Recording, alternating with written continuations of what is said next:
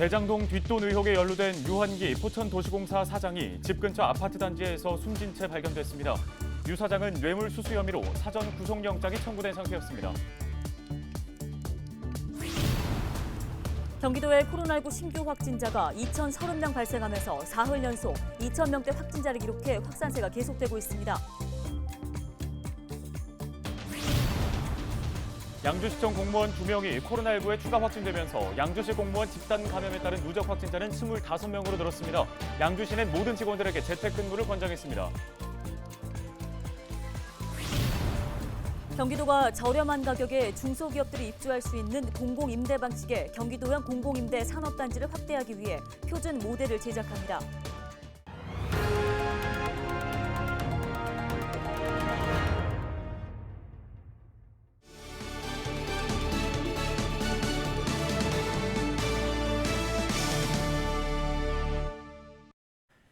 여러분 안녕하십니까? 헬로티비 뉴스입니다. 대장동 뒷돈 의혹에 연루된 유한기 포천도시공사 사장이 10일 아침 집 근처 아파트 단지에서 숨진 채 발견됐습니다. 경찰은 유 씨가 극단적 선택을 한 것으로 보고 있습니다. 대장동 개발 의혹을 수사하고 있는 서울중앙지검 전담수사팀은 지난 9일 유 씨에 대해 뇌물수수 혐의로 사전 구속영장을 청구했습니다. 검찰은 유 씨가 성남도시개발공사 본부장으로 재직하면서 화천대유 대주주 김만배 씨 등 대장동 사업자들에게 뇌물 2억 원을 받은 것으로 파악했습니다. 유 씨는 성남도시개발공사를 퇴사한 뒤 2019년 1월 포천도시공사 사장으로 취임해 대장동 개발 사업과 같은 방식으로 포천 내리 도시개발 사업을 추진하려다 대장동 투기 의혹이 불거지면서 사업은 사실상 좌초됐습니다. 경기도에 코로나19 신규 확진자가 230명 발생하면서 사흘 연속 2,000명대 확진자를 기록하며 확산세가 계속되고 있습니다. 시군별로는 고양시가 193명으로 가장 많고 의정부 82명, 양주 33명, 포천 20명, 동두천 16명, 연천 4명 등입니다. 도내 의료기관의 치료병상 가동률은 79.9%로 전날보다 2%포인트 올랐으며 중증 환자 병상 가동률은 82%를 기록해 포화 상태입니다. 생활치료센터 10곳의 가동률은 83.5%로 전날보다 1%포인트 올랐습니다. 양주시청 공무원 2명이 코로나19에 추가 확진됐습니다. 이에 따라 양주시 공무원 집단 감염에 따른 누적 확진자는 25명으로 늘었는데요. 양주시청에서는 지난 5일 1층에서 근무하는 공무원 1명이 확진 판정을 받은 이후 추가 확진자가 잇따르고 있습니다. 이 추가 확진자들은 모두 백신 접종을 완료한 돌파 감염자인 것으로 알려졌는데요. 양주시는 약 800여 명에 대한 검사를 완료했으며 모든 직원들에게 재택근무를 권장했습니다. 오는 2025년 양주의 지하철 시대가 열립니다. 현재 양주 고읍까지 연결하는 7호선 연장 공사가 진행 중인데요.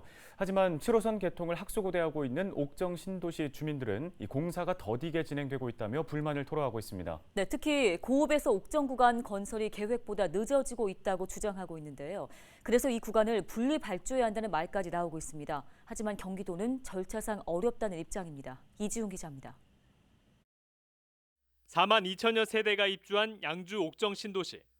주민들은 7호선 개통을 오매불망 기다립니다. 7호선 양주 연장 공사는 현재 공사가 진행 중으로 2025년 고읍까지 연결될 예정입니다. 하지만 옥정 신도시 주민들은 7호선이 포천까지 연결되는 2028년이 돼서야 집 앞에서 7호선을 탈 수 있습니다. 이 때문에 고읍에서 옥정 구간을 조기 개통해야 한다는 목소리가 나옵니다. 7호선 포천 연장 구간 중 고읍 옥정 구간만 먼저 발주해야 한다는 겁니다. 고읍까지 들어오면은 옥정 중심까지 안 가면 7호선 유치는 처음에 목표 달성이 아니다. 그래서 강력하게 우리가 기획재정부, 국토부에 항의하고 질의하고 여러 가지 문제 제기를 해서 더욱 LH가 사업비를 부담하는 것으로 정리돼 분리 발주가 어렵지 않다는 주장입니다. 기획재정부에서 그 4km의 구간은 2,752억은 LH가 부담해라 이렇게 확정한 바가 있고요. 그 이전에 2018년 12월 19일 날 국토부 자료를 보니까 국토부에서는 이미 고읍에서 옥정 구간 4km 구간은 비타당성 조사 대상으로 이미 선정한 바가 있습니다. 하지만 경기도와 양주시는 당장 분리 발주를 할 수 없다는 입장입니다. 7호선 포천 연장안이 현재 총사업비 협의 절차를 거치고 있고 KDI에서 적정성 검토를 하고 있기 때문에 그 이후에나 분리발주를 하겠다는 겁니다. 기본 계획이 나와야 분리 발주를 하든 같이 발주를 하든 그게 되는 거예요. 지금 그만 뚝 떼어놓고서 뭐 거기만 기본 계획을 승인해가지고 거기만 따로 발주한다. 그거는 안 되는 거죠. 다만 포천 연장안이 당초 계획보다 사업비가 늘어난 만큼 사업비 협의가 원만하게 진행될지는 변수로 나와 있습니다.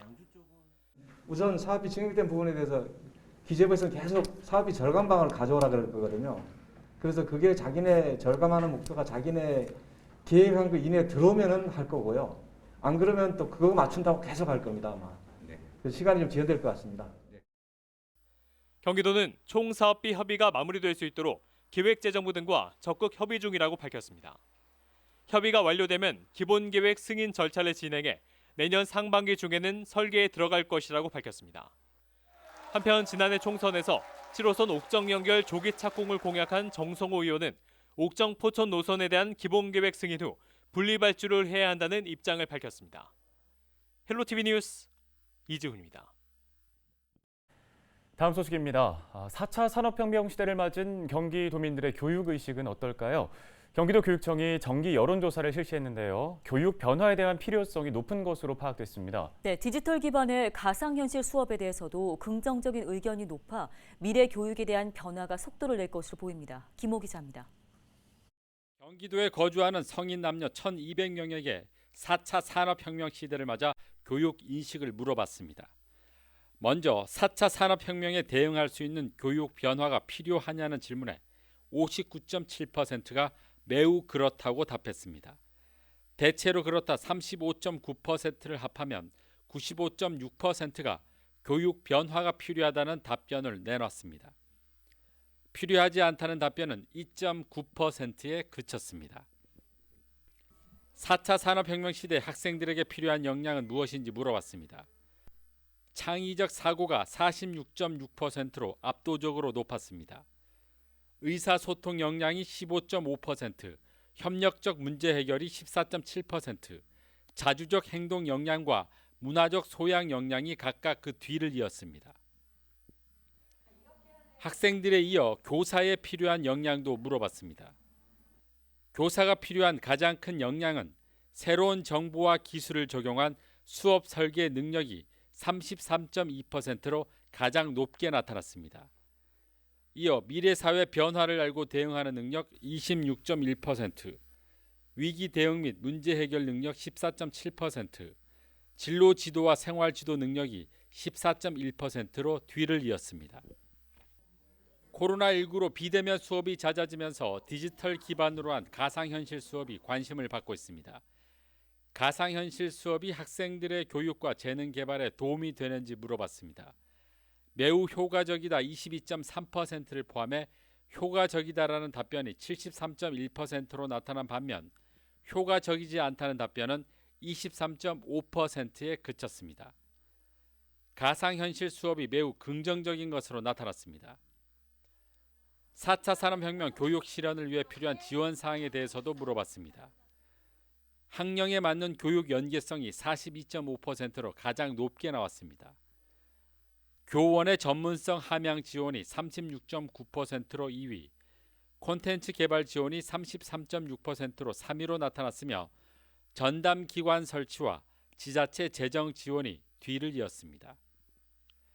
이 밖에 디지털 기본 소양 교육의 효과적인 시기로는 초등 4학년에서 6학년이 40%로 가장 높고 초등학교 저학년과 중학교가 27%로 비슷하게 나왔습니다. 소프트웨어 교육 시기 역시 초등 고학년이 가장 효과적인 시기라고 답했으며 중학교와 초등 저학년은 비슷했습니다.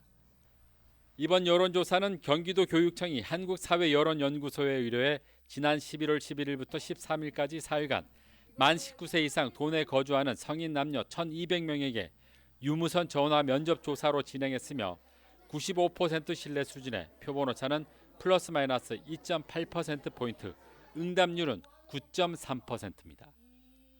헬로티비 뉴스 김호입니다.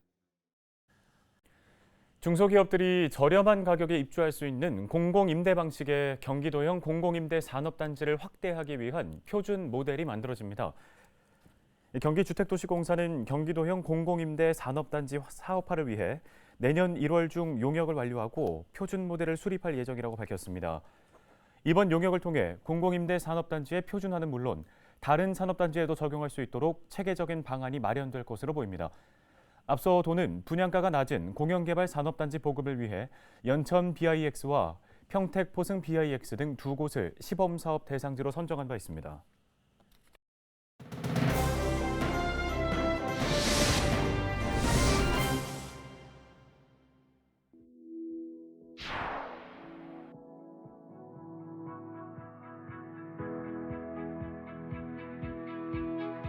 다들 김장하셨나요? 이맘때면 한창 김장할 시기죠. 12월 초 기준으로 4인 가족 김장 비용은 33만 원 가량입니다. 작년보다 8.5%가량 오르긴 했지만 그래도 1년 양식인 만큼 만들지 않을 수는 없겠죠.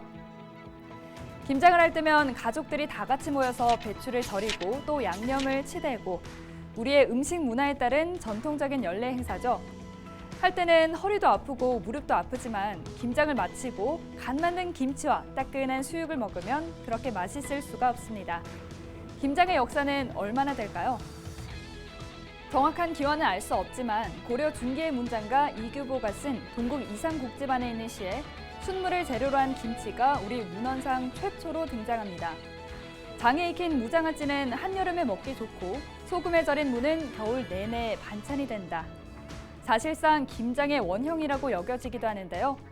이미 그 전부터 김치를 만들어 저장해두고 먹었다는 걸 유추할 수 있겠습니다. 그리고 지금과 같이 김치를 초겨울에 만든 기록은 19세기 문헌에서 본격적으로 등장합니다. 우리의 김장 문화는 이미 세계가 인정하고 있습니다.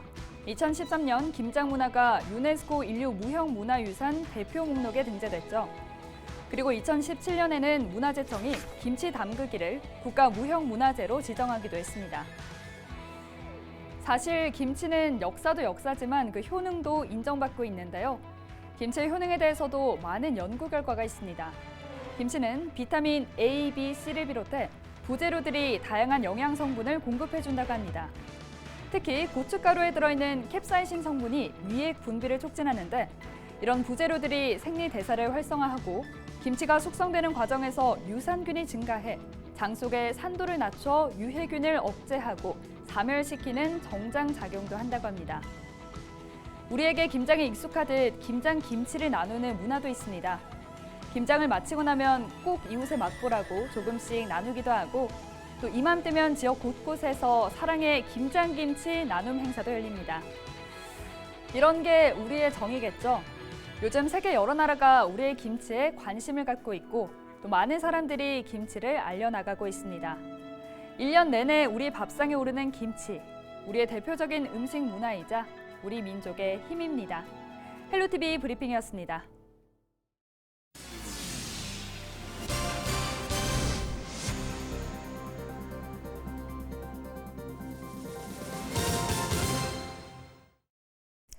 다음 소식입니다. 의정부시가 국민권익위원회 전국 공공기관 청렴도 평가에서 최하위 점수를 기록했습니다.